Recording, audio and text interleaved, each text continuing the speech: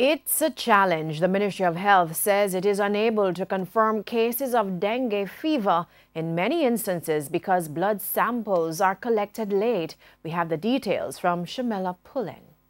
On Thursday, an alarm was raised about an outbreak of dengue fever in Trelawney. It's said 2 men from the parish showed symptoms of the illness.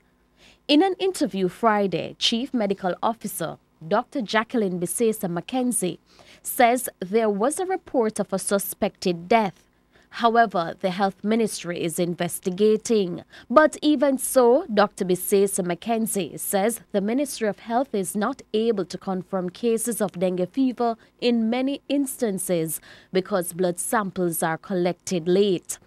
Dr. Bisesa Mackenzie says in order for the disease to be detected in the blood, the sample must be collected within the first 5 days of the individual becoming ill.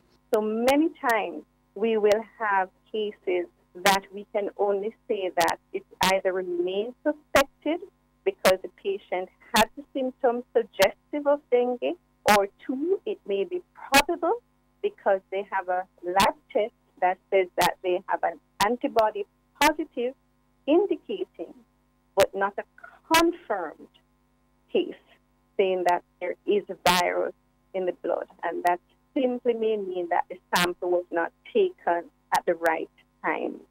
The CMO is urging health workers to take the necessary steps so that the mosquito-borne disease can be confirmed in patients.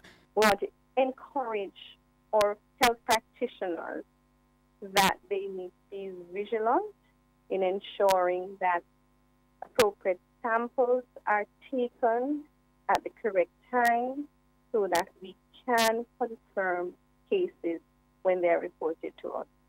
And also to remind them that dengue fever is a notifiable case to the ministry, and therefore all cases, once they are suspected, should be reported to the ministry. Dengue is a mosquito-borne disease contracted via mosquito bites, namely the Aedes aegypti mosquito.